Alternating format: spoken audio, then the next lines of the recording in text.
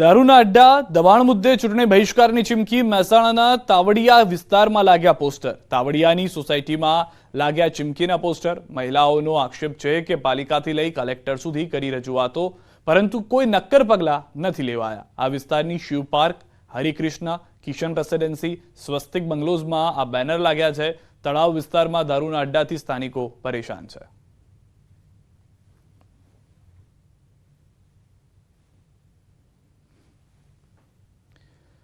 લોકસભા ચૂંટણીને હવે ગણતરીના દિવસો બાકી છે ત્યારે મતદારોને આકર્ષવાના બદલે અહીંયા તો ઉમેદવારી પત્રો પરત ખેંચવાનો સિલસિલો જાણે કે એક પેટર્ન બની ગયું છે તેવી જ રીતે જૂનાગઢ લોકસભા બેઠક પર આજે કુલ 4 ઉમેદવારોએ પત્ર પરત ખેંચી લીધા છે હવે કુલ 11 ઉમેદવારો વચ્ચે સીધો ખરાખરીનો જંગ જામશે જૂનાગઢ બેઠક પર ભાજપ અને કોંગ્રેસ વચ્ચે સીધી ટક્કર માનવામાં આવી રહી છે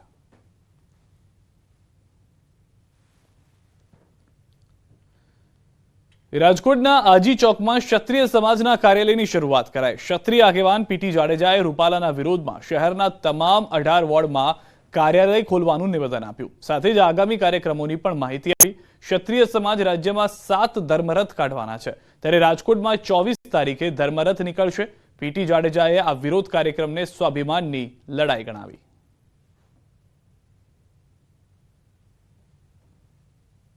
અને અમારી આ લડાઈ સ્વાભિમાનની છે એટલે તો સહન કરી જ ન શકાય આજે અમારું કાર્યાલયનું ઉદ્ઘાટન થયું અને આજ અને આવતીકાલે 18 વોર્ડમાં કાર્યાલય થશે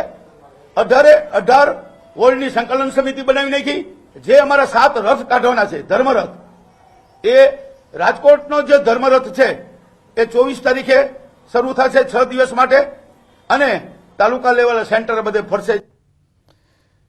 ક્ષત્રિય સમાજની નારાજગી વચ્ચે ભાજપનું ડેમેજ કંટ્રોલ શરૂ થયું છે મુખ્યમંત્રી ભૂપેન્દ્ર પટેલ કચ્છના પ્રવાસે છે ત્યારે માતાના મઢમાં શીશ ઝુકાવ્યું મુખ્યમંત્રી આશાપુરા માતાના દર્શન કર્યા સીએમએ સ્વખર્ચે માતાજીને સાડી ફુલહાર અને તલવાર ધરાવી મા આશાપુરાને પ્રસાદ ભોગ અર્પણ કર્યા તો મંદિર ટ્રસ્ટે પણ મુખ્યમંત્રીને કચ્છી શાલ ઓઢાડીને સ્વાગત કર્યું અને માતાજીની છબી ભેટ આપી તો અમરેલીના લાઠીમાં રાજપૂત સમાજનો સંવાદ કાર્યક્રમ યોજાયો ક્ષત્રિય સમાજના કાર્યક્રમમાં ભાજપ નેતાઓએ હાજરી આપી રવિવારે નારણગઢમાં યોજાયેલા કાર્યક્રમમાં ઇફકોના ચેરમેન દિલીપ સંઘાણી ધારાસભ્ય જનક તળાવિયા સહિતના આગેવાનો ઉપસ્થિત રહ્યા હતા દિલીપ સંઘાણીએ રજવાડાના યોગદાન અને સમર્પણની વાત કરી સાથે જ ભાવનગરના મહારાજા કૃષ્ણકુમારસિંહજીના જીવન પ્રસંગને રજૂ કર્યો તો ગૃહ રાજ્યમંત્રી હર્ષ સંઘવી અને સંગઠનના મહામંત્રી રત્નાકરજીએ ભાવનગરની ઓચિંતી મુલાકાત લીધી ભાવનગરના ક્ષત્રિય સમાજના આગેવાનો અને ભાજપના ક્ષત્રિય નેતાઓ સાથે હર્ષ સંઘવી અને રત્નાકરજીએ બેઠક યોજી આ તરફ ગઈકાલે રાજકોટમાં હર્ષ સંઘવીની ઉપસ્થિતિમાં મળી બેઠક જેમાં સંગઠન મહામંત્રી રત્નાકર પણ હાજર રહ્યા સાથે ભાજપના ક્ષત્રિય નેતાઓ પણ હાજર રહ્યા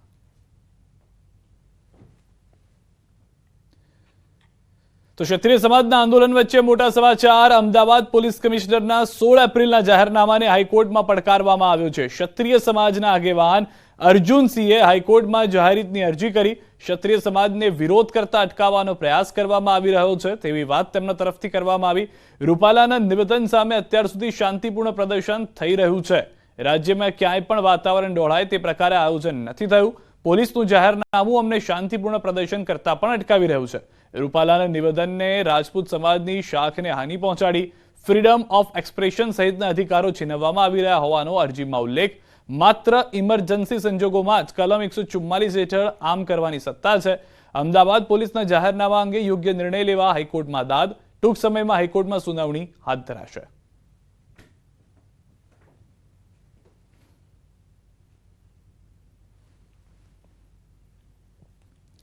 ગઢડા ગોપીનાથજી ટેમ્પલ બોર્ડની ચૂંટણીમાં દેવ પક્ષની જીત થઈ ગઈ છે સાધુ પાર્ષદ અને ગૃહસ્થ વિભાગની તમામ 7 બેઠક પર દેવ પક્ષનો ભવ્ય વિજય થયો ચૂંટણી અધિકારીએ તમામ ઉમેદવારોને વિજેતા જાહેર કરતા દેવ પક્ષના સાધુ સંતો અને હરિભક્તોમાં ખૂબ ઉત્સાહ જોવા મળ્યો વિજેતા ઉમેદવાર અને સાધુ સંતોએ ગોપીનાથજી મહારાજની જયના નારા લગાવ્યા ટ્રસ્ટના નિયમ મુજબ દર 5 વર્ષે ગોપીનાથજી દેવ મંદિર ટેમ્પલ બોર્ડની ચૂંટણી યોજાય જેમાં દેવ પક્ષ અને આચાર્ય પક્ષ વચ્ચે જંગ જામે 21 એપ્રિલે યોજાયેલી ચૂંટણીમાં 51% જેટલું મતદાન થયું ત્યારે આજે ચુસ્ત પોલીસ બંદોબસ્ત વચ્ચે મતગણતરી કરવામાં આવી સવારે મતગણતરી કેન્દ્ર પર એજન્ટને લઈ આચાર્ય પક્ષે વિરોધ વ્યક્ત કર્યો હતો જોકે બાદમાં ચૂંટણી અધિકારીએ એજન્ટને પેન અને કાગળ લઈ જવાની મંજૂરી આપતા શાંતિપૂર્ણ માહોલમાં મતગણતરી થઈ અને પરિણામ જાહેર કરાયું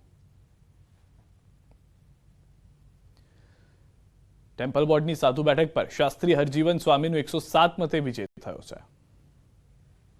પાર્ષદ વિભાગમાંથી પોપટ ભગતને 62 મત મળ્યા છે તેને ને વિજેતા જાહેર કરવામાં આવે છે, જ્યારે અન્ય એક બ્રહ્મચારી વિભાગની પોસ્ટ હતી તે અગાઉ બિનહરીફ જાહેર કરવામાં આવેલી છે. આ તમામ મિલકતો પોસ્ટ ઉપર દેવપક્ષ વિજેતા થયેલ છે. વારસદ વિભાગમાંથી પોપટ ભગતને સમાચારોમાં અત્યારે બસ આટલું. દેશ પ્રદેશની તમામ ખબરો માટે આપ જોડાયેલા રહો ગુજરાતની number 1 news channel news 18 Gujarati સાથે.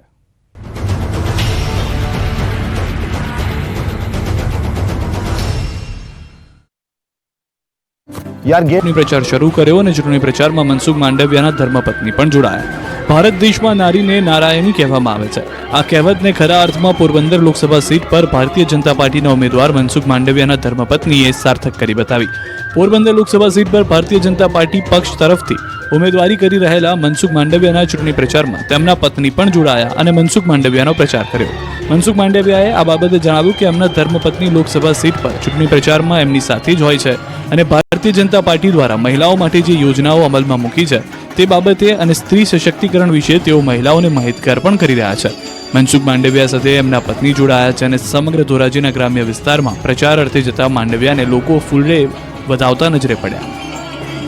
રાજ્યની સૌથી છેલ્લી એવી વલસાડ ડાંગ લોકસભા બેઠક પર ચૂંટણીને લઈને રાજકીય માહોલ ગરમાયો છે. બંને પક્ષ મતદારોને રીઝવવા તમામ પ્રયાસો કરી રહી છે, ત્યારે ભાજપ દ્વારા શહેરી વિસ્તારોમાં હવે પોતાની હાજરી સૂચક રીતે દર્શાવવા પ્રયાસ થઈ રહ્યા છે. ઔદ્યોગિક નગરી વાપીમાં ભાજપના મધ્યસ્થ ચૂંટણી કાર્યાલયનો આરંભ કરવામાં આવ્યો. રાજ્યના નાણામંત્રી કનુભાઈ દેસાઈએ ભાજપના ઉમેદવાર ધવલ પટેલના પ્રચાર માટે આ મધ્યસ્થ ચૂંટણી કાર્યાલયનો વાપીમાં આરંભ કરાવ્યો. આ પ્રસંગે વલસાડ જિલ્લા ભાજપના અગ્રણીઓ અને કાર્યકર્તાઓ સૌથી મોટી સંખ્યામાં લોકો પણ ઉપસ્થિત રહ્યા. મહત્વપૂર્ણ છે કે વલસાડ જિલ્લો આદિવાસી વિસ્તાર અને શહેરી વિસ્તારોમાં વહેંચાયેલો છે. આથી આદિવાસી બહુમતી વિસ્તાર ધરાવતા જિલ્લામાં મોટાભાગે પાર્ટીઓ આદિવાસી વિસ્તારો પર વધારે જોર મૂકે છે. જોકે પરિણામો શહેરી વિસ્તારના મતદારો નક્કી કરતા હોવાથી બંને પાર્ટીઓ શહેરી વિસ્તારમાં પોતાની હાજરી સૂચક રીતે દર્શાવવા અવનવા પ્રયાસ કરે છે. જેના ભાગરૂપે ભાજપે જિલ્લાના સૌથી મોટા શહેર એવા વાપીમાં ચૂંટણી કાર્યાલયની શરૂઆત કરી હતી. આ કાર્યાલયથી નાણામંત્રીની આગેવાનીમાં વાપી અને આસપાસના વિસ્તારમાં ભાજપના ચૂંટણી પ્રચારનું સંકલન કરવામાં આવશે અને કાર્યકર્તાઓ ઘરે ઘરે જઈ ભાજપ ઉમેદવાર ધવલ પટેલ માટે ચૂંટણી પ્રચાર કરશે.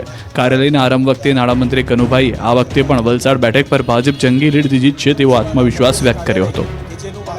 કપરાડા વિસ્તારમાં વાયરલ થયેલા એક નકશાએ ચર્ચાનું બજાર ગરમ કર્યું. વાયરલ નકશામાં કપરાડા વિધાનસભા મત વિસ્તારમાંથી સરકાર દ્વારા મોટી નહેરનો પ્રોજેક્ટ લાવવામાં આવી રહ્યો છે અને આ વિસ્તારમાંથી રેલવેની લાઇન પણ પસાર થવાની હોવાનો એક નકશા સાથે દાવો કરવામાં આવી રહ્યો હતો. જો કે આ સમગ્ર મામલે તપાસની માંગ થઈ હતી. આ દરમિયાન કલેક્ટરે આ મામલાને ગંભીરતાથી લીધો અને જણાવ્યું કે વાયરલ થયેલો નકશો અને દાવા બંને ખોટા છે. લોકોને ભ્રમિત કરવા સોશિયલ મીડિયામાં અફવા ફેલાવવામાં આવી રહી હોવાનું કલેક્ટરે જાહેર કર્યું. તેઓએ લોકોને એવી પણ અપીલ કરી કે આ નકશાને સાચો માનીને લોકો ભ્રમિત ન થાય. મહત્વનું છે કે નકશો વાયરલ કરીને એવો પણ દાવો કરવામાં આવ્યો હતો કે રેલવે અને નહેરને કારણે આજે હજારો આદિવાસીઓના ઘર અને